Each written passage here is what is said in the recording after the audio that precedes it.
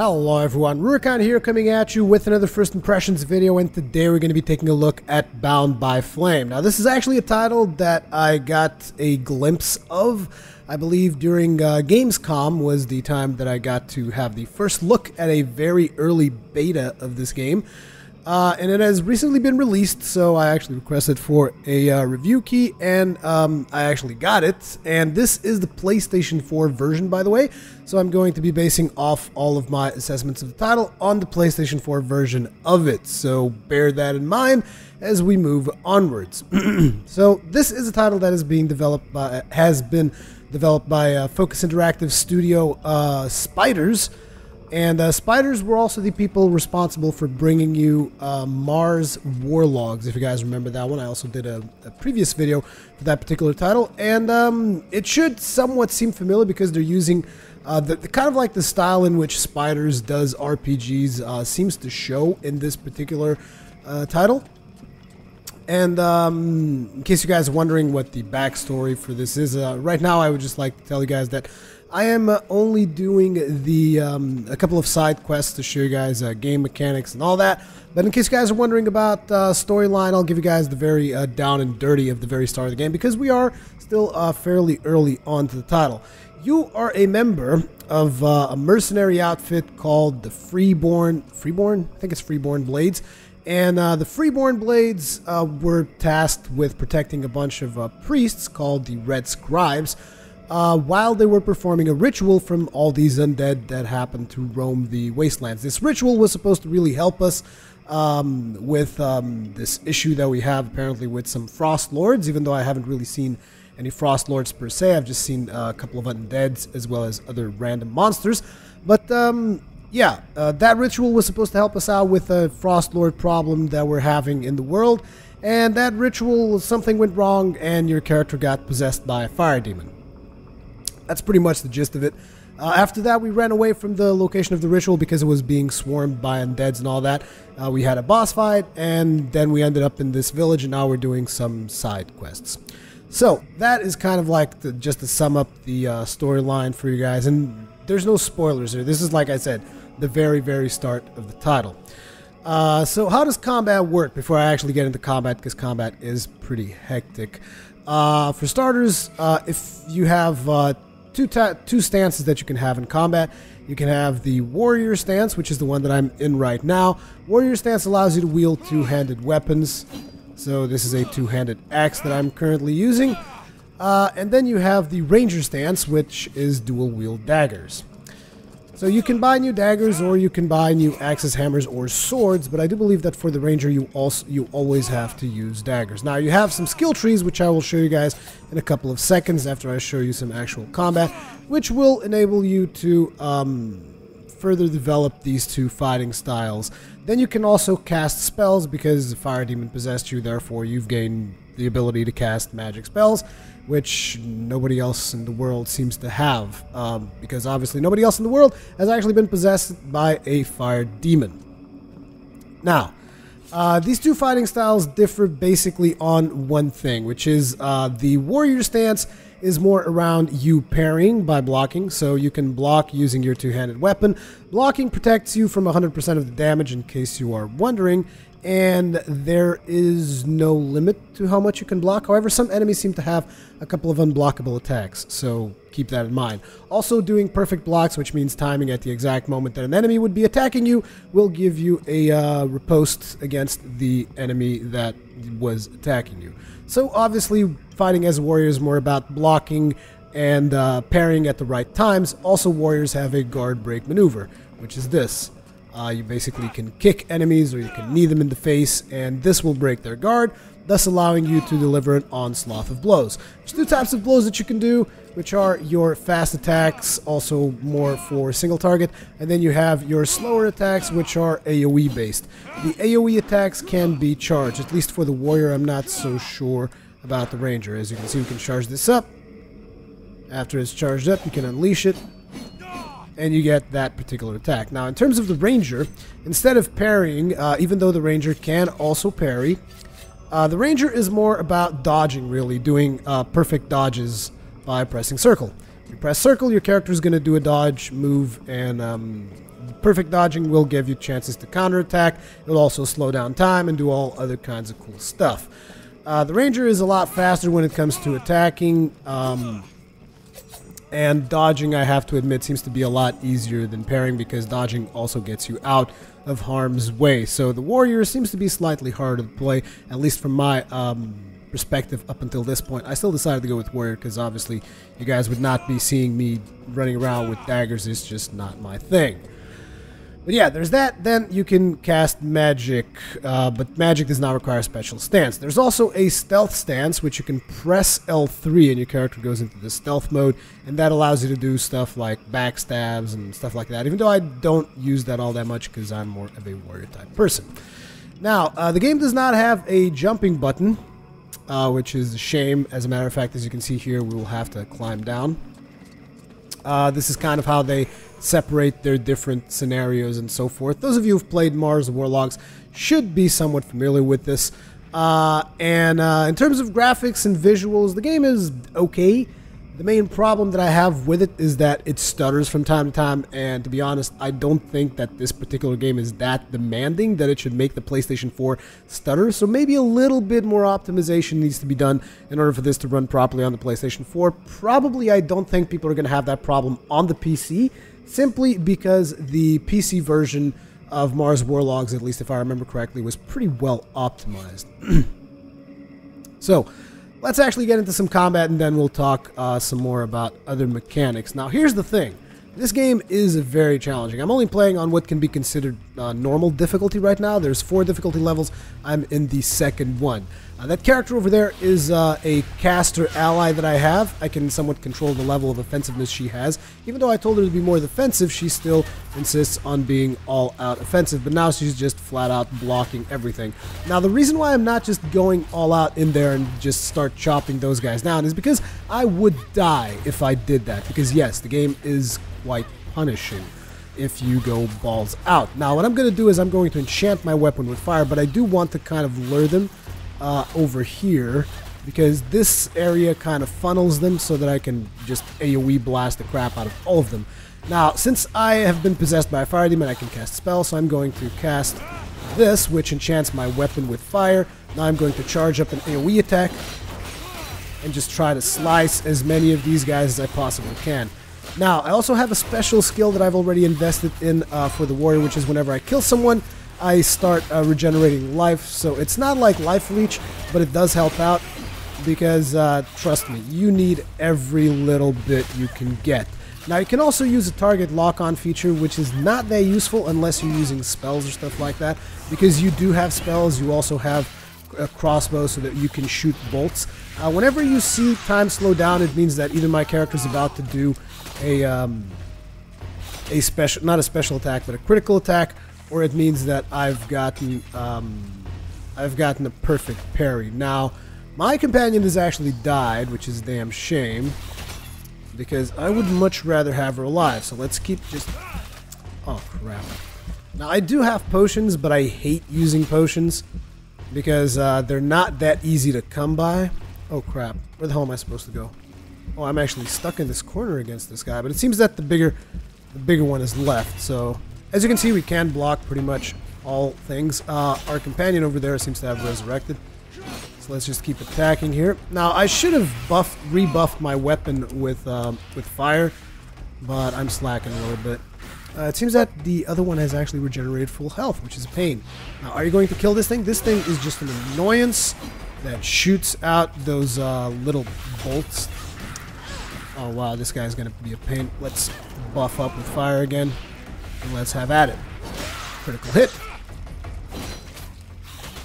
I'm yet to do a critical parry, though, because, like I said, aim is challenging. And as you can tell, the frame rate is not the best right now. I'm not sure if you guys can tell that in the final video. You probably can. Because, like I said, the game engine could use a little bit more optimization on the PlayStation 4. But apart from that, I know that a lot of people might think, oh, those graphics don't look that amazing or whatever. But to be honest, the graphics pretty much serve their purpose. Even though, again, the engine could definitely use the optimization. Okay, so we're able to get the Chrysalid Queen poison, which is something that we needed for our for a side quest that we're doing. It's also good that we got it now because the Chrysalid Queens only show up at night. There's a day-night cycle, as you can see, because it was nighttime and now it's about to get daytime. So it's definitely a good thing we got that now. Let's pick up all these items. Whenever enemies die, most of them do drop items that you have to go back to after you finish the fight to pick up. And yeah, this is pretty much how combat works. Now, I'm just doing buffs and stuff like that, but that is because I want to play more of a melee type. However, we did level up, so it's going to give me a chance to show you guys the skill tree and tell you guys the type of stuff that you can expect. Okay, so when you level up, you get two things. You get skill points for your skill tree, and you also get, I'm not sure if you can call these talent points, feat points, whatever. This kind of reminds me of Dungeons & Dragons. You guys remember Dungeons & Dragons had feat points as well as skill points, kind of like what this reminds me of. So you got your skill tree, and then you have a couple of feats that you can invest points into. Now, I haven't invested anything in the swashbuckler because I didn't really want it to use swords. I wanted to use axes or hammers. Now, the problem with hammers in this game is that I don't like the way they look, because usually you guys would think, oh, Rurikhan's going to be playing with a hammer for sure. Not so much. This time I'm actually going after the axes, because the axes actually look pretty cool. Now, if you guys notice here, this is what a hammer looks like. Doesn't look all that great, does it? However, here's the interesting part. You can actually customize the way they look by giving the hammer the hammer bonuses. So if you guys notice here, there's an option at the bottom of this which says craft. So there's a very intricate crafting system that I still haven't totally mastered. I've just noticed kind of a little bit here and there how it works. And what craft does when you use it on a weapon is it's going to tell you, okay, so what do you want to craft? You want to craft the head or the pommel? So let's craft the head, and on the head we can put a head of destruction, which would give us +2 to the ability of interrupt, which means we could interrupt enemy attacks. And notice that the hammer actually changes its appearance as you go for different pieces. And that is something I really like. I like the fact that like different pieces give you different upgrades, and it also gives you a little bit variety on how the weapon looks. However, having said that, I still think that hammers don't look all that awesome, which is why I'm actually going to end up using axes. Now, the other thing that you can do is if you do not want to use an item, oh, interesting. There's actually an axe here that has faster attack speed. However, I do not want attack speed. I want critical hit. Let's switch back to life reducer, which is the weapon that I was using. And yeah, it's actually a lot better than this slicer weapon that we had here. Anyways, there's another option that you have, which is recycle. So you can recycle these weapons for materials. Now, I actually made a mistake at the start of the game, whereas I sold one of my weapons so that I could buy an axe. Then I got a better axe instantly after by doing a quest. So yeah, that was a little bit frustrating, but that's fine. So anyways, we will recycle this, and this is going to give us the chances that we're going to be getting of getting some materials. And these materials will then give us a chance of doing upgrades for other weapons. Now, since I only want to use the life reducer right now, what I'm going to be doing is I'm going to be recycling everything. It looks like they won't let me recycle the default sword. So there's 3 weapon options for the warrior: swords, axes, or hammers. For the ranger, I think you can only use dual daggers. But anyways, what we're going to be doing is we're going to recycle the impaler as well, because it's got less crit, and I want to have as much crit as I possibly can. The impaler was actually the weapon that I bought. Then we're going to recycle the stunner, and now we're going to recycle the guard breaker, so we have a ton of materials to do whatever the hell we want. And now let's go ahead and craft on the life reducer, and they should allow us to craft whatever extension we would like. So what we have here is more ability to interrupt, whirlwind area, which is the AoE attack. That this is going to increase the AoE attack. The head of speed is going to increase the attack speed. Cutting head, what does this do? It gives more damage. Head of the swallow gives you more chance to critically hit, and then we have the cleaving head, which gives you more, which gives you 2 more damage. Now I'm thinking about this. I'm either going to go with the speed or crit. I think I'm going to go with crit, actually. And it doesn't look that bad. It actually looks pretty decent, the end of the axe there. So we're going to go with crit because it's also going to take advantage of the fact that once I put in one of the feats that we have there that is going to benefit axes, it's going to give me even more crit. So I'm going to have a lot of chances to crit. So we're going to go full-on crit. And what we got for pommel? Alagandrian pommel. What's this? More crit. Or we can get a chance to set on fire. That's also pretty good. Ability to interrupt. What does this do? More damage. Pommel of fire protection gives us fire resistance. Pommel of the hearth. Pommel of the light. Pommel of serpent's blood. Resistant to poison. Okay, so my thinking is either Pommel of Flame, gives you a chance to set on fire, or Pommel of Critical Hit. And we're going to go with Critical Hit right here. Yes, craft that. So, as you can see, we now have a weapon that has plus 7% critical hit by using the crafting.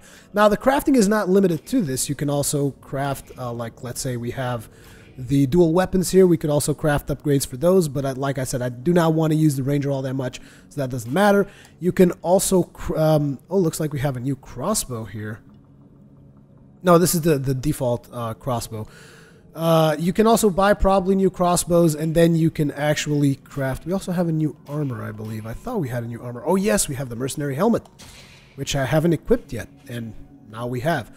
So, looks like the only thing we can actually craft in terms of gear seems to be for the axes. However, we can still craft consumables. Now, the way this works is whenever you buy a consumable, you can. It seems that you can just like craft a new one because you learn the recipe by crafting it or whatever. Like for instance, let's say I want to craft a mana potion. I just check to see if I have the materials, which you guys can see there on the lower right corner, and this is going to allow me to craft a mana potion. Boom. You can craft more than one if you want. You can also craft exploding traps, and you can set exploding traps on the ground. You can also craft more things, like you can refine your materials and get better materials so that you can craft better stuff. And then you also have quest items here, which I don't think you can use them for crafting anything. But anyways, they're near the consumables, so that's why I said things about crafting and whatnot. But that is the crafting system in a nutshell. Sorry, I know that I'm taking too long here, but this is like, I feel that this is essential, an essential part of the gameplay that you guys should check. Now, in terms of skill tree, you have 3 of them. So you got the Warrior skill tree, the Ranger skill tree, and the Pyromancer skill tree. Pyromancer skill tree obviously gives you the chance to cast more spells. Currently, we're not using any of these spells that are at our disposal. However, I really need to start. Upgrading some of these. Like I could use definitely Flaming Weapon, and I already upgraded Flame Mastery once, although I didn't really want it to do this. I'm not exactly sure if there's probably going to be a respec option further ahead, because I definitely did not want it to put this point in Flame Master, because I barely use these anymore. But we'll see about that later. Right now, I do want to put a bunch of points into this tree, because what's happening is I want to get the Fire Mastery so that I do, I think is it this one? No. This one. Conflagration. No, Lava Blood. Yeah, fire damage for all spells plus 25%. This is what I want to get. So in order to get that, I'm going to need to put more points into Pyromancy and all that. So I guess we'll put another point here, since this is passive anyways. But yeah, these are the 3 skill trees, and these will allow you to play in different styles. The Ranger tree will allow you to develop further on your dual wielding skills, and the Warrior tree is going to allow you to better parry, as well as gain more resistance to damage and all that. And then you have feats, which will support different playstyles as well. Now, for now, I'm going to put the feat of Executioner, which is something that I've been wanting to get since forever, so that I can actually use my axes in a better way. Then currently I also have Tough and Colossus, which gives me additional health. We could also get another point that would give us faster level up, but I'm not exactly sure if that's that useful for now. It could be, but I don't know. I definitely want to get one more on Lucky, because it gives you more chance to find items on enemies, and you definitely want that so that you can craft more stuff. So I'm going to put 1 point here for now, but that is all I'm really going to do. Now, in order to get these, you actually have to do certain things. Like, for instance, in order for me to get Executioner, I would have to kill 15 enemies with an axe. Like, if you look over here, to get the Assassin, you have to kill 15 enemies with daggers. So it's not just enough to have the feat points, you actually have to do things in order to get these skill points to work. Then there's also stuff that is going to help you with crafting and all that. There's a bunch of customizability here for you to do different characters if that is your thing. So that is pretty much it. I think I've pretty much went over most of the stuff. Now, Another thing that happens is as you play through the game, your character... let's actually just save game since we actually did a pretty cool fight and I just did a bunch of crafting and all that. You can save at any point in the game and then you can reload. The game also has a pretty decent autosave. So far I never really had to go back too much. And like I said, the game is challenging, which is definitely a good thing. But then again, I was running around without my helmet. I was running around without upgrading my weapon. So, yeah. Also, you can have a bigger... Oh, crap. I just noticed there's an enemy there. There's actually many enemies there. Okay. Come on. Where are those critical hits that I was working towards? There we go. That's what I like to see. Ooh. Okay, let's actually buff up. Ooh. Getting critical hits and parries, and I almost died. Now... our little assistant here is also able to heal if she would so bother, if she was so bothered to really heal us. But we can also use a potion, so let's do that now. You guys notice the menu over there in the lower left corner? That is used by pressing L2, and now she heals me. That's great. Thanks. After I ran away from the enemies, you healed me. That's a really good job you're doing there. Now let's buff this up.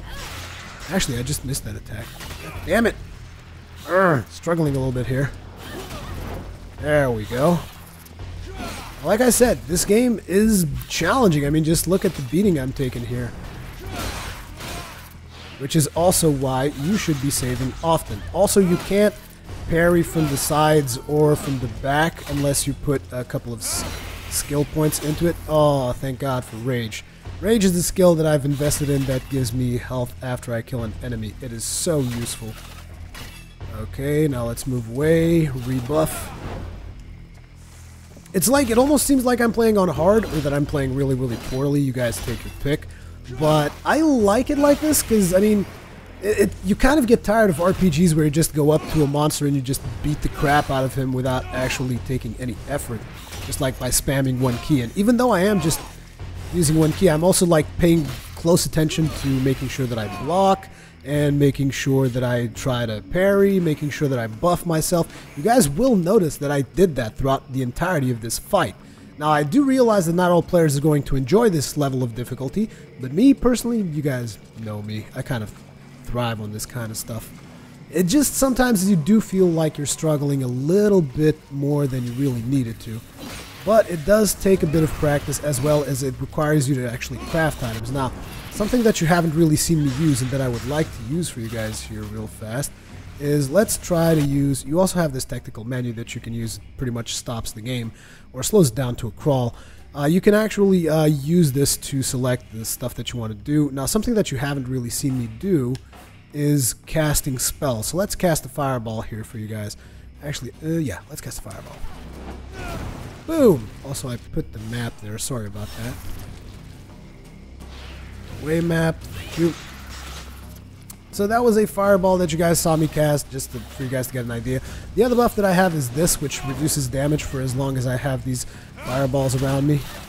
It reduces damage by 30%, which is not that great, but it was supposed to be a help, but I stopped really liking this spell when I noticed that it didn't make that much of a difference. Now let's actually buff up with fire. And let's get in here. Our companion over there is just blocking everything, which is good because she is basically tanking for us right now. Let's just keep slashing and slashing and slash these guys down.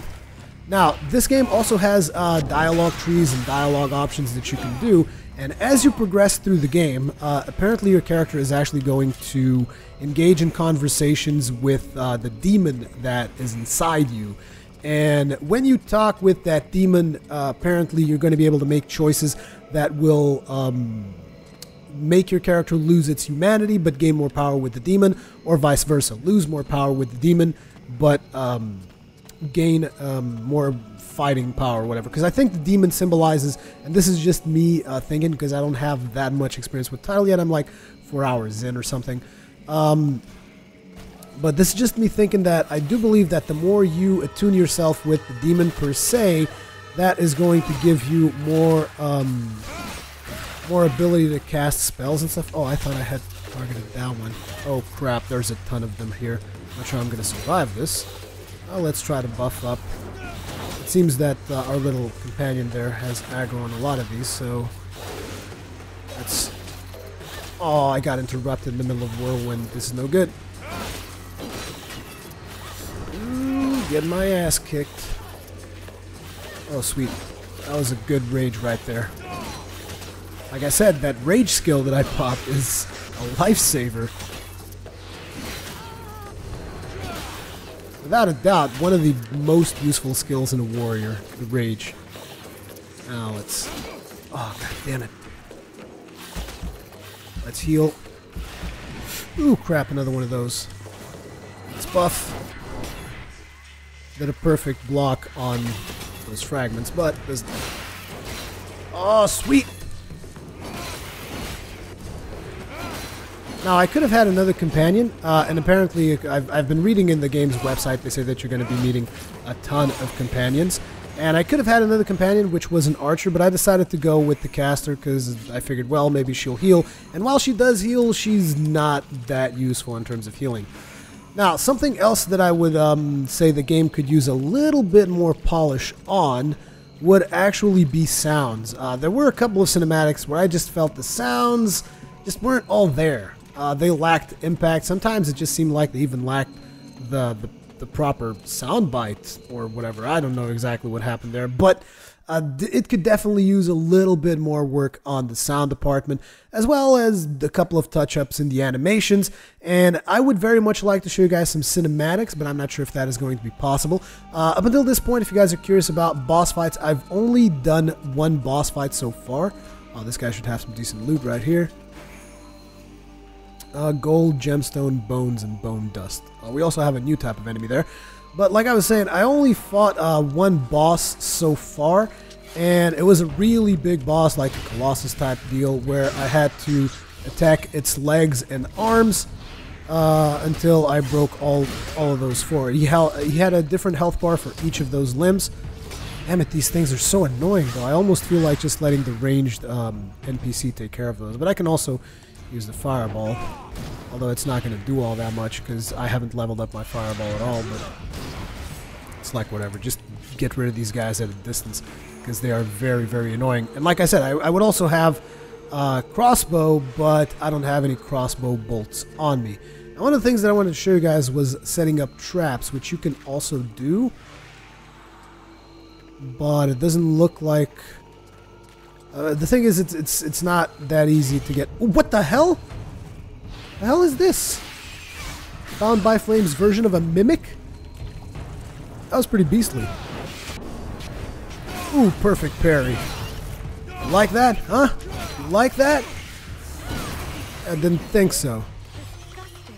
Yes, they are. Swordsman breastplate. Sword's elven scimitar, so we just got a new sword. Now, something that I noticed is that it seems that swords were a little bit superior to the remainder of the weapons, but I can't say for sure right now. It's like swords were more for dealing more damage, hammers were around the notion that you would be able to interrupt your foes more often, whereas axes were based around the notion of critical hits. Okay, it looks like we've aggroed. We've aggroed one of them. I'm hoping that not all of them are going to come after us. So let's try and hack this guy down as fast as we can. Okay, he's down. Now, let's cast a fireball on that one if we can. Nope, not enough magic. I actually want to get a skill that we can get that is going to allow me to gain magic after defeating foes, because that is also going to come in handy so that I can pull these guys. Okay, but it looks like we're doing fine. Let's not do that. Let's instead buff up. Let's slash these guys into oblivion. Or maybe not, because they just killed our companion. You bastards. You killed Kenny. And you killed me. Luckily, I do believe that the autosave is going to bring us to the start of this particular area. But by now, you guys should have a pretty decent idea of what the gameplay is like, at least most of the action gameplay where you're actually controlling the characters. Now, in terms of quest objectives, you can look at this map, and this map tells you all of these quest objectives. If you see a 2 next to your quest, that means that it's a secondary quest. If you see a 1, it's a primary quest. Should be fairly obvious. Let's actually take this route instead, because the other route has quite a bit of enemies, and I still need to practice. on this game because I feel that I haven't really mastered the combat system just yet. Oops, pressed the wrong button there. Let me see. Okay. No, this is not going to take us where we want to go, but it does have loot, so we'll take it. Thank you very much. As you can see, you are free to explore these areas as you so please. As a matter of fact, something that I noticed is as I was going and following after the first major boss encounter, as I was going out to the town that the next quest took me to, I noticed that the game actually allowed me, look, you can go wherever the hell you want, and it's just you're probably going to die if you're not able to fight off against the monsters. Ooh, we got a Zergling dude here. Wow, lots of attacks that he does. Critical hit. Hey, that's a nice scream. Nice screech attack you got there. I actually need to be doing some more kicking. Even though kicking is more of a guard-breaking move. Oh, crap. What the hell? Looks like this guy is part of a quest. Okay, we got 2 of those in here, so we'll need to buff up for sure. Let me buff up. Oh, crap, I missed the buff. Okay, you're being really annoying. Get your ass back here. Oops, messed that up. Okay, missed me, should be able to buff now, thank you. Now let's kick his ass. Or get killed. It's just, I really don't want to waste my potions, so I'm very careful about them, and I almost got myself killed because of it. Let's lock onto this guy. And hack him to a damn pulp. Get back here. I'm gonna kick your ass. Wow, he killed our companion. Companion keeps dying. I don't think we can equip the companion. We can just tell her to be more defensive, but I've already done that. So it's not like I can tell her to be even more defensive. Well, maybe I can. I'm not sure if she can be more defensive, but let's see. You can talk to her at any point. You should see the prompt there. It's just right now my weapon's out for some reason. Come here, Sybil. Sybil. There we go. Sybil, can I talk to you? Yes? Now, while they'll let you name your character, they're always going to refer to your character as Vulcan, and then they justify that by saying that when you join the Freeborn Blades, everybody gets a nickname, and the nickname of your character just happens to be Vulcan. Now, you can talk with her. She actually will answer a bunch of questions for you if you want. You can engage in conversations with her. Also, oops. I didn't mean to do that. Also, if you at some point decide that you want to betray them, apparently the game is going to give you that option as well further on. At least that's what it said in the website. We need to talk more about your combat style. What do you want me to... Try to be more on the defensive. I know you want to help me, but... You're right. I will try to be... I'm not sure if this is going to make any difference because I already told her to be defensive once. So these are not attacking, huh? Good. Gives me the chance to beat the crap out of them. Well, maybe it doesn't.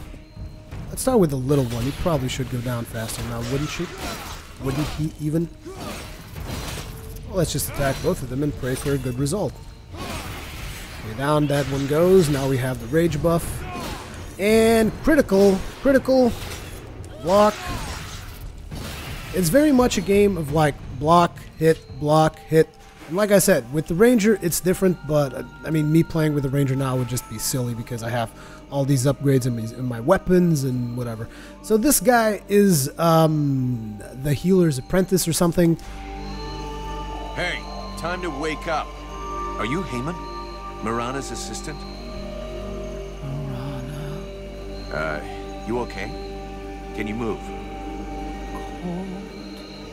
Man, you don't look so good. Follow me, I'll take you to Valvanor. Come on, we'll go back to the village. Marana will take care of you. Oh, it looks like we actually just get to go to Valvanor straight up. Good, this gives me a chance to show you guys some cinematics, hopefully. I mean, you guys just saw that little dialogue cinematic we had going there. Maybe they'll even give us like a dialogue choice this time around that would have some kind of an impact. I haven't really had one of those, I want to say. I mean, I've treated a couple of people like trash because they were acting up on me. Heyman! Oh, you found him. Thank you. You're quite welcome. But what have you done to him? Did you hit him? Yeah, I slapped him He was silly. like this when I found him in the swamps. He followed without complaint, but never said a word. He must be in a state of shock. I'll take care of him. In any case, Haman owes you much, as I do. All of these refugees are in your debt. Please, I would like you to have this. It belonged to my husband. Hey, thanks. I'll put it to good use. Here, I got those ingredients you wanted, and some things to eat as well. This is very generous of you. I promise you this will save many lives. What is the point? As useless as bandaging a corpse. That just leaves the health potions. I brought you everything you asked me for. Yes, we are making progress. Is there anything else? What can I do? Well, I'll leave for now. I'll take my leave. See you later. Okay, so first thing, like I said, something this game needs quite a bit of is polish, because you guys might think I was talking to this character, but it wouldn't make any sense because this character is actually my companion. And since I was bringing this guy over here, I was actually talking to this character. So yeah, maybe they could have placed my character in front of her while I was having a conversation, even just like this. It would have been fine. But like this is a little bit awkward. So yeah, there is definitely a little bit of a lack of polish in the title, and they could definitely work some of these issues out. However, Spiders is, I want to say, maybe somewhat of a new studio. I'm not sure if they're a new studio or not. I mean, the first time I've heard about them was in Mars Warlogs, so I'm not exactly sure of their repertoire up until that point. But the game mechanics themselves are fairly solid. It just lacks a bit of polish, as well as some work in the engine, at least for the PlayStation 4 side of things. Apart from that, though, I've been enjoying the game so far, which is something that I did not expect, because from what I saw in the beta, I was like, I'm probably not going to enjoy this title all that much, but I don't know. It's kind of growing on me a little bit. So from now, at this point at least, you guys should have gotten a pretty decent idea of what the gameplay is like, but I'm still going to see if I can advance the main storyline to see if they give us a more meaningful cinematic or something like that. Because I mean, in terms of combat, you guys have seen quite a bit of combat. I'm not going to be showing you guys any boss fights unless they give me one right now. There's going to be items spread out all over the world, so you do well to keep your eyes open for glittering things in the scenery. So yeah, bear that in mind. Now, where the hell are we supposed to go? We have to go to the swamp for our main quest? Well, that's surprising. I did not expect that. You can also sprint when you're not in combat. You press X. The thing about sprinting, though, is the camera swerves all over the place for some reason. Sometimes it even makes me feel a little bit sick, which is weird because I don't tend to get sick that easy with games. But like this camera, it's just like weird how it's like bouncing left and right when you're running. Also, sorry, I've got a little bit of allergy going on, so my voice might be shifting a little bit, so I have to apologize for that. We did level up. Let's see what we can do in terms of levels while we're on it. Let's go for that final thing in the Pyromancer. And now we get to level up. We're going to need Influx of the World Heart as well, so we will get this. And eventually we'll need to get Lava Blood. Because I'm trying to get like the important passive skills. Like 20% more fire damage means that when I put the buff up, I'm going to do even more fire damage. So that's always good. It's still saying to us that we can level because we obviously still have these skills. But I don't want to get any of this. What does this do? Cost of fire spells minus 20%. This would actually be pretty good. But we need to get this one first. We need to kill 15 enemies with a fire spell. You see, this is one of the points where the game kind of misses out a little bit, because this should count if I'm killing enemies whilst buffed. Because, I mean, how about if I just want to level up the fire damage of the flame buff, you know? But then again, I can just use the fireball to kill enemies regardless, and it shouldn't be that hard to kill 15 people with fireballs. It just takes time, is all. Let's see if we can find, just advance a little bit in the main story mission before I call this a video. Let's see, there's the map. Oh, it's actually pretty close, so it shouldn't be that hard. We need to go through here, climb down here. Interestingly enough, I think this is the path that we did earlier to get to the... Oh man, we're gonna have to fight these again. Damn you guys. I'm gonna go a little bit kamikaze this time around though. And maybe I shouldn't really do that. Maybe I need to just run away now. You see what I mean? It's just like, I'm gonna go kamikaze just for a second here. Nope, no you're not. You're gonna get killed is what you're gonna do if you're not careful. Come on, there we go. Let's actually do the whole magic thing while we're here. Boom! Now I can actually reassign these at any given time. I just have to press L2 in the button I want to reassign them to. So like for instance, I want to reassign this to triangle. L2 triangle, reassigned. Ooh, prick. You're now a statistic on my way to greatness. And so will you be. Oh, not enough magic. That kind of sucks. Now let's kill it. There we go, and get some rage going. And also get some magic, which is good. Ooh, perfect parry. Sorry about that, my good sir. What else? What else would you like? Critical? Critical. Come back here. Another crit. I like having a lot of crit chance. Now, time only slows when you're dealing critical hits. Or, you know, doing critical blocks, parries, that kind of stuff. I don't even know why I'm using the AoE attack on that one. Doesn't make a lot of sense, does it? These guys should have a dead angle, but whatever. Okay, so now we're supposed to go through here. Oh, we get to climb up here. Oh, I think it's actually a boss fight that we have to do here. It's the Were layer. We also have a piece of loot here. We got the Sword of Fate. Of course we had another sword.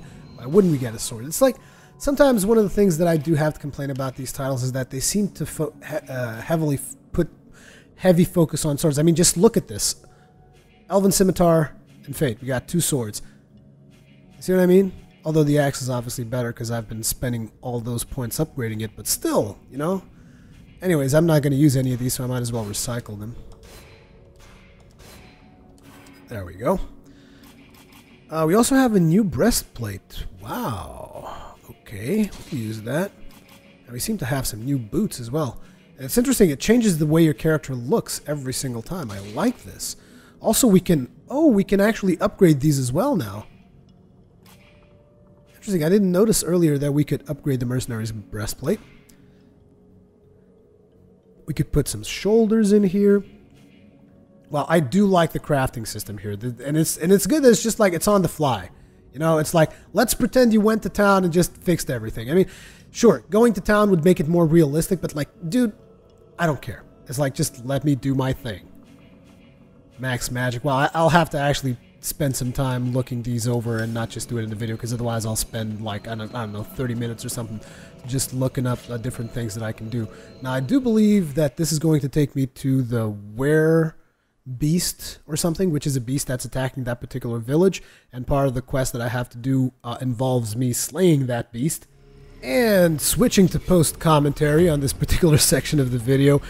Sorry about that, guys, but it's just like the next area still had quite a few enemies that I had to deal with in order to advance onwards to the Werebeast fight, but I definitely wanted to leave the Werebeast fight in this video so that you guys could enjoy that. So I recorded the entirety of it from the cinematic of when you get there to the cinematic of when you beat it, but I didn't record anything afterwards because I also didn't want to reveal any more of the story. But just in case you guys are curious, the scene immediately after this beast had a real important decision that had some real consequence, and I don't want to show it to you guys because I feel that that would be somewhat spoilery territory, but I did want to show you guys the entire fight, and I just wanted to let you guys know that what happened after the fight was almost as interesting as the fight itself. So the game, from the moment that I began playing it up until when I finished recording this video, has definitely grown on me quite a bit. It still needs a lot of polish, in my opinion, particularly in terms of optimizing the PlayStation 4 engine. That is definitely needed, But apart from that, it is a very solid game, particularly in terms of story as well. I'm enjoying the story up until this point. Anyways, as per usual, thank you very much for watching. Leave me your comments, feedback, all that kinds of good stuff in the comment section below. And stick around for the Werebeast fight, and I will see you guys in the next one.